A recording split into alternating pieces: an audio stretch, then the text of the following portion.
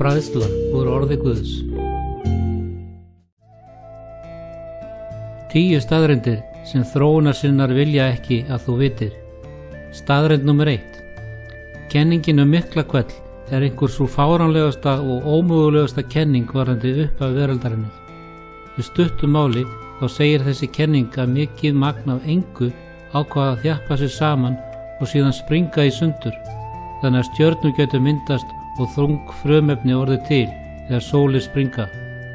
Það sem gerir þessa kenningu svo ómögulega er í fyrsta lagi það að ekkert getur ekki sprungið.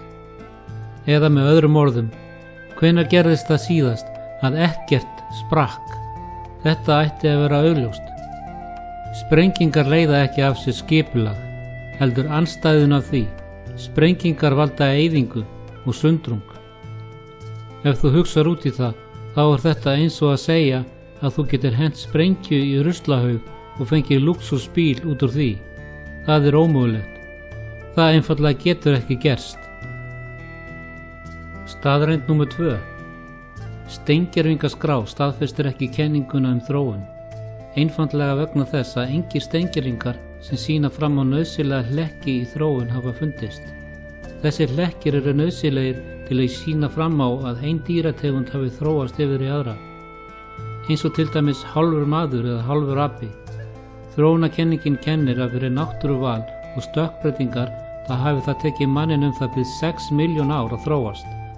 Það þýðir að yfir allt þetta tímabil þá ættu að vera til staðar afbrigði af dýrum sem voru í miðju ferlinu að breytast frá einni tegund yfir í aðra í þróuninni til manns. En það hefur ekki ein beinagrind fundist sem sannar þetta. Það ættu að vera í raun milljónir af slíkum beinagrindum sem eru í ferlinu að breytast frá apa yfir í mann ef þróunarkenningin væri sönn og tekið allan þennan tíma. En þess í stað, hvað er það sem við höfum? Eitthvað af hauskúpum og tönnum og öðrum litlum brotum sem í raun sanna ekkert, því að ef þú hefur ekki beinagrind í heilu lagi, þaðan sem fornleifarnar komu, þá er ekki hægt að sanna að sé að ræða steingervinga sem eru í einhverju þróunarstigi. Það að einfaldlega staðhæfa að þessar leifar hafi komið frá slíkri dýrategund í þróun er ekki nægileg sönnun. Fyrir utan það, þá hefur komið í ljós að sumar af þessum steingerðu leifum hafa reynst vera gabb. Til að mynda Piltdown-mann. Árið 1912 fundust hlutar af kjálka og hauskúpu í Englandi og fengu heitið Piltdown-mann. Þróunarsinnar notuðu þessar leifar til að fullyrða að þeir hefðu fundið sannanir fyrir því að maðurinn hefði þróast frá öpum. En árið 1953 þá var það sannað að þetta væri klár fölsun. Rannsókn leiddi í ljós að beinin væri nýleg, ekki forn, og þau hefðu verið lituð með bichromate til að láta þau líta út fyrir að vera gömul. Einnig kom í ljós að tennurnar hefðu verið þjalaðar niður og litaðar. Þetta er ekki eina gabbið sem hefur verið sett fram sem sönnun fyrir þróun. Bækur hafa verið gefnar út sem sýna fram á fjöldan allan af fölsunum af þessu tagi og ýmsu öðru sem sýnir fram á hvernig fölsunum hefur verið beitt til að gera þróunarkenninguna trúverðugri. Og þrátt fyrir að sannað hafi verið fölsun hafi verið að ræða, þá eru þessa fölsuðu kenningar notaðar áfram í skólum til að færa rök fyrir þróun. Staðreynd nr. 3. Risaeðlur urðu ekki útdauðar fyrir 65 milljónum ára. Árið 2005 var það að líffræðingurinn Mary Schweitzer uppgötvaði blóðfrumur í beini úr grameðlu sem samkvæmt kenningunni átti að vera útdauð fyrir 65 milljónum ára. En samkvæmt þróunarkenningunni þá er þetta ómögulegt því að samkvæmt því hvernig steingervingar myndast og getur mjúkefni eins og blóðfrumur ekki varðveist. Þar fyrir utan var beinið tiltölulega mjúkt, þannig að það hafði ekki steingerst að fullu. Þetta bendi til ungs aldurs risaeðlu beinanna, eða 4300 ára, sem stendur heim og saman við Nóaflóðið. Ekki aðeins það að risaeðlur urðu ekki útdauðar fyrir 65 milljónum árum, heldur er ekki útilokað að þær séu enn á meðal okkar. Það hafa verið tilfelli þar sem það sem var talið vera leifa risaeðla hafa fundist, eins og til dæmis af plesiosaur sem sést hér á myndinni og talið er að þar séu leifar af útdauðri risaeðlu. Myndin sem þú sér hér er að skepnu sem veiddist við strendur Nýja-Sjálands árið 1977 að japanskum fiskibáti. Hún var 10 metrar á lengd og vó 2 tonn. Þarna virðist vera að hræja plesja og saur sem átti að vera löngu útdauð skepna. Staðreynd nr. 4. Þróunarkenningin hefur dulrænar rætur. Margir gera sér ekki grein fyrir því, en Charles Darwin var ekki höfundur þróunarkenningarinnar. Hann gerði einfaldlega kenninguna vinsæla. Staðreynd málsins að þróunarkenningin hefur miklu eldri dulrænar rætur. Þúsundum árum fyrir Darwin var fólk af shamanic menningu sem trúði því að menn og dýr væru skyld. Hindúismi og galdratrúarbrögð byggja einnig á þróun. Þar að auki þá kenndu forngrískir heimspekingar hugmyndir þróun. Thales of Miletus sem var uppi 624 til 546 fyrir Krist kenndi að allt eigi upphaf sitt frá vatni. Anaximander sem var uppi cirka 611 til 546 fyrir Krist kenndi að menn hafi komið frá dýrum af annarri gerð. Einnig má bera þróunarkenninguna við nýaldarkenninguna og frímúrararegluna. Nýaldakenningin kennir að maður sé í þróun yfir í kosmíska meðvitund sem mun gera okkur kleift að höndla hið guðlega innra með okkur. Frímúrarar kenna að með framvindu og þróun eftir gráðum getur maður orðið guð. Augljóslega kemur þetta beint frá djöflunum, en hann sagði við Evu í 1. Mósebók 3. kafla og 5. versi: Þið munu verða eins og guð. Staðreynd nr. 5. Þróun er ómöguleg vegna flókins samspils margra þátta. Þar er átt við að margvísleg líffræðileg kerfi eru of flókin til að geta hafa þróast af einfaldri eða ófullkomnum líffærum fyrir náttúruval eða fyrir stökkbreytingar. Darwin sjálfur skrifar í bók sinni Origins of Species þessi orð: Ef það gæti verið sýnt fram á að flókið líffæri sé til sem gæti ekki hafa þróast fyrir margvíslegar smávægilegar breytingar, þá fellur kenningin algjörlega sjálfan sig. Við getum útskýrt þetta með því að taka einfalt dæmi eins og músagildru. Músagildra er samsett úr 5 mismunandi hlutum sem gera henni mögulegt að veiða mús. Það er tréplattan, gormurinn, hamarinn, spöngin sem heldur gildrunni í spenntri stöðu og beitan. Sérhver af þessum 5 hlutum eru algjörlega nauðsynlegir til að gildran virki. Ef þú fjarlægir einhvern einn af þessum hlutum þá virkar ekki gildran og mun aldrei veiða mús. Þannig geti músagildran ekki þróast úr einhverju einfaldara. Það er ekki hægt að byrja með til dæmis tréplötu, veitt nokkrar mýs og þróa þetta svo áfram. Nei, allir hlutirnir þurfa að vera á sínum stað strax í upphafi. Það sama má segja margt í líffræðinni. Sérhver fruma í mannslíkanum er þannig einnig samsett úr hlutum sem gera frumuna óstarfhæfa ef einn vantar, og því er ómögulegt að hún geti byrjað að starfa án þess að allt væri þegar samsett eins og til er ætlast. Staðreynd nr. 6. Þróun er ómöguleg vegna þess sem kallað er tegundahindrun. DNA leyfir ekki einni tegund að þróast yfir í aðra. Í öðrum orðum, það er engin leið, sama hversu mikið þú reynir, að þú getur þróað fram kött með því að rækta saman mismunandi hunda yfir langan tíma. Það er líffræðilega ómögulegt. Innbyggt í DNA er eitthvað sem kallast tegundahindrun, sem hindrar það að ein tegund dýra þróist yfir í aðra tegund. Aðeins er hægt að rækta fram afbrigði af sömu tegund. Það er ekki erfitt að sjá að fiskur, hundur, köttur, api eða maður eru mismunandi tegundir. En ef þróun hefur átt sér stað í milljónir ára eins og þróunar sinna staðhafa, þá gæti ekki verið svona augljós aðgreining á milli tegunda.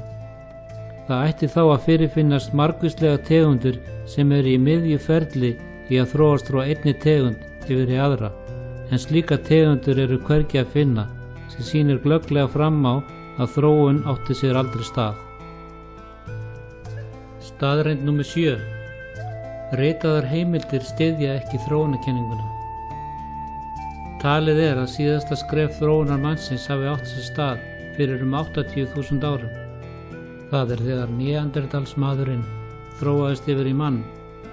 Samt aðeins til ritaðar heimildir frá mönnum fáein 1000 ár aftur í tíman. Elsta skráða heimild sem fundist hefur Kish steintaflan frá henni fornu borg Kish. Rökrétt að ætla að maðurinn hafi verið í núverandi mynd í 80.000 ár en að það hafi tekið hann 75.000 ár að læra að skrifa. Það óhugsandi að það hefði tekið mannin allan þennan tíma að læra svo tiltölulega einfaldan hlut eins og skrifa letur og steintöflur. Hins vegar ef sköpun átti sér stað fyrir 6.000 árum eins og Biblían kennir, þá passar það betur saman við þessar rituðu heimildir. Staðreynd númer 8. Þróunarkenningin trúarsannfæring. Þróun alveg jafn mikið, ef ekki meira, trúarskoðun eins og það að trúa á sköpun. Ástæðan að það tekur meiri trú að trúa á þróun en að trúa á sköpun. Fyrir þá sem trúa á sköpun, þá í það minnsta höfum við ritaðar heimildir það hvernig Guð lýsti því fyrir Móses, hvernig Guð skapaði heiminn. Í öðrum orðum, við höfum vitnisburð einhvers sem var raunverulega á staðnum þegar þetta átti sér stað. Guð. Varðandi þróun hins vegar, þá var enginn þar til að bera þess vitni, svo það allt byggt á ágiskunum. Þess fyrir utan þá trúin á sköpun mun rökréttari en þróun. Það til dæmis ekki rökréttara að trúa að allt líf á jörðinni með öllum sínum margbreytileika og augljósri hönnun hafi verið skapað af vitibornum hönnuði eins og Guði. Þróunarsinnar vilja hins vegar ekki viðurkenna að þeirra trú sé trúarbrögð. Hvers vegna? Hugsanlega vegna þess að það hefur verið rekin áróður fyrir því að trúarbrögð eiga ekki að vera kennd í skólum, og ef þróun væri viðurkennd sem trúarbrögð, þá þyrfti að banna kennslu á henni líka í skólum. Staðreynd númer 9. Þróunarkenningin hvetur til siðlausrar hegðunar. Þar sem þróunarkenning kennir að hinir hæfustu lifa og að við vorum ekki sköpuð af Guði, það þýðir að við erum ekki bundin lögum Guðs eða neinum öðrum lögum ef út í það farið.